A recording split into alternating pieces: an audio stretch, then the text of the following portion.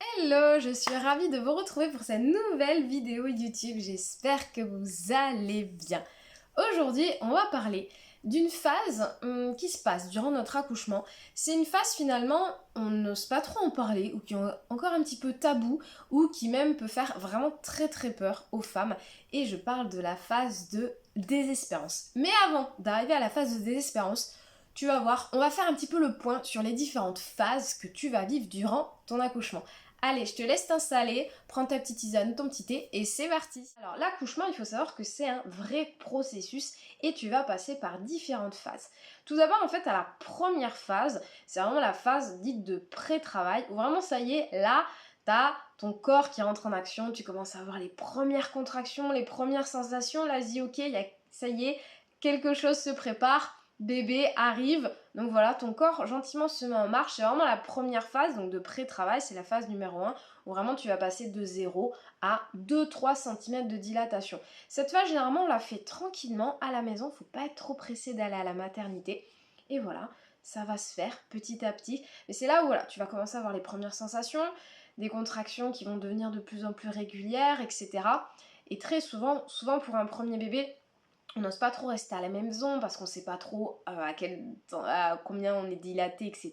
Donc on hésite un petit peu, donc c'est là où on part souvent à la maternité. Ensuite, quand tu arrives à la maternité, généralement tu vas passer du coup dans une autre phase où tu peux même être à la maison dans cette phase-là. Donc c'est la phase numéro 2. Donc c'est vraiment la phase active, vraiment la phase de travail où là, on sent que les contractions, tu vois, elles sont montées d'un step. On va dire qu'elles sont quand même beaucoup plus rapprochées, elles sont beaucoup plus régulières et aussi elles sont beaucoup plus intenses. D'ailleurs, pour vraiment les gérer au mieux, je t'invite du coup à apprendre des techniques corporelles pour ne pas les subir ces contractions et les accompagner au mieux. Je te mettrai un petit lien juste en dessous si ça t'intéresse pour découvrir tout ça. Mais vraiment, là, la phase active, tu vas passer de 3-4 cm de dilatation jusqu'à 8 cm de dilatation. Donc tu vois, les choses s'accélèrent, ton corps vraiment puise dans ses ressources, puise dans son énergie pour vraiment du coup aider bébé. Bébé aussi fait beaucoup d'efforts pour arriver au monde. Et enfin, avant la dernière phase, donc vraiment la phase dite d'expulsion, donc là où tu passes de 8 cm de dilatation à dilatation complète et à naissance de ton bébé. Pourquoi on appelle ça la phase d'expulsion? Mais parce qu'en fait finalement c'est la naissance de ton bébé et aussi phase d'expulsion parce que du coup l'accouchement se termine avec l'expulsion de ton placenta. Le placenta arrive généralement entre 5-10 minutes et il peut prendre jusqu'à 1 heure après la naissance de ton bébé. C'est totalement ok, ne t'inquiète pas. Et là, durant cette troisième phase, il y a une autre phase qui rentre en jeu. C'est cette fameuse phase de désespérance. Alors, dit comme ça, phase de désespérance, ça donne absolument pas envie. Parce que sur le coup, on se dit, est-ce qu'elle porte vraiment bien son nom ou on a donné ça comme nom? Non, clairement, la phase de désespérance, elle porte très très bien son nom. Alors, important aussi de préciser, c'est que cette phase, tu vas pas la ressentir de la même manière si tu accouches avec une péridurale ou sans péridurale. Je te prends mon exemple, j'ai accouché avec péridurale pour mon premier accouchement. La phase de désespérance, je l'ai pas vue, je sais pas ce que c'est, je l'ai pas ressenti, rien du tout. Deuxième accouchement, donc totalement physiologique, sans péridurale.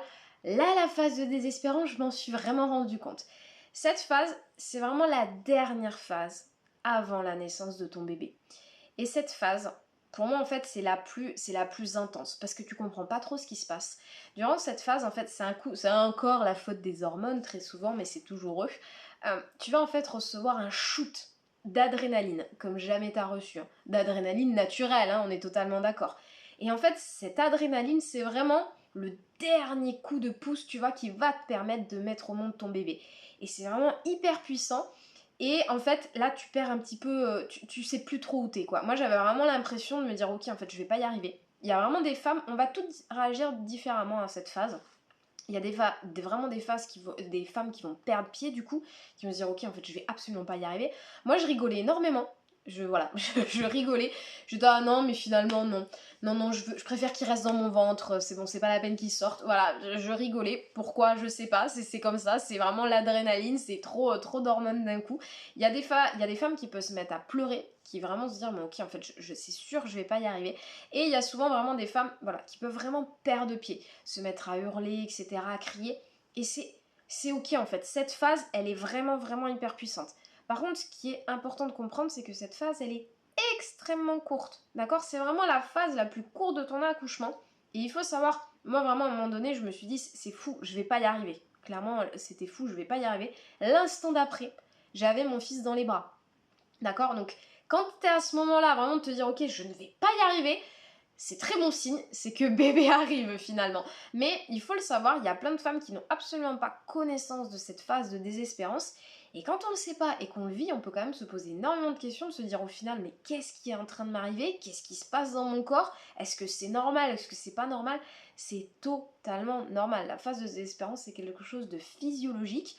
Donc il n'y a aucun souci à se faire. Tu vas y arriver et il faut surtout te rappeler que, ok, si tu atteins cette phase-là, c'est que bébé va arriver.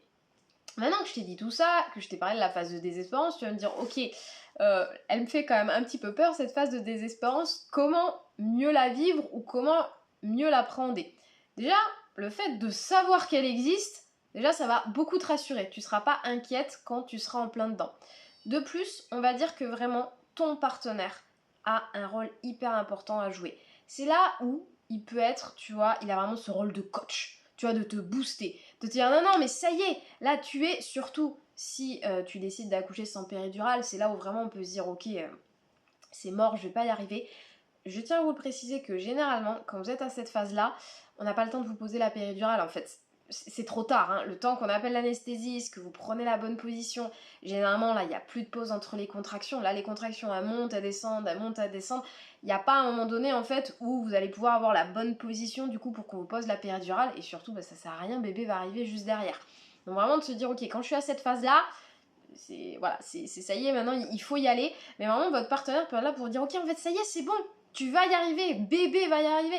Et il faut vraiment qu'il vous encourage. C'est vraiment cette phase-là où vraiment, voilà, il a le droit. Vraiment, vous savez, le coach sportif qu'on n'aime pas, là, quand il nous dit de faire nos pompes et nos abdos. Mais là, il a le droit de faire ça. De dire, ok, là, ça y est, bébé va y arriver. Je sais que tu vas y arriver. T'as pas fait tout ça pour rien. Moi, je sais que mon partenaire a été très présent pour moi. Il m'a dit, mais tu t'es pas préparé à accoucher de manière physiologique, à ne pas prendre la péridurale pour au final craquer au dernier moment. Et ça m'a vraiment, tu vois, je me suis dit, bah, non, mais il a raison. Je vais y arriver en fait, je vais vraiment y arriver. Et c'est exactement ça. C'est vraiment, voilà, faut voir cette phase comme quelque chose, et ça va être une vraie délivrance. Moi j'ai senti derrière, après ce réflexe de pousser, où là j'ai dit en fait il y a quelque chose qui se passe. La sage-femme me disait oui, bébé arrive tout simplement, et j'ai accompagné ce réflexe-là, et l'instant d'après, j'avais bébé avec moi. Donc vraiment, fais confiance aussi à ton corps. Hein, ton corps, il sait faire. Ton corps, il est voilà, le corps d'une femme est finalement, ben oui, programmé pour donner la vie. Et c'est surtout que ton bébé aussi, il sait faire. Il va t'aider durant tout le processus de l'accouchement. Et le fait de vivre cette phase de désespérance, il va se dire, ben ça y est, c'est maintenant que je dois y aller, c'est maintenant que je dois arriver au monde, que je dois enfin rencontrer mes parents.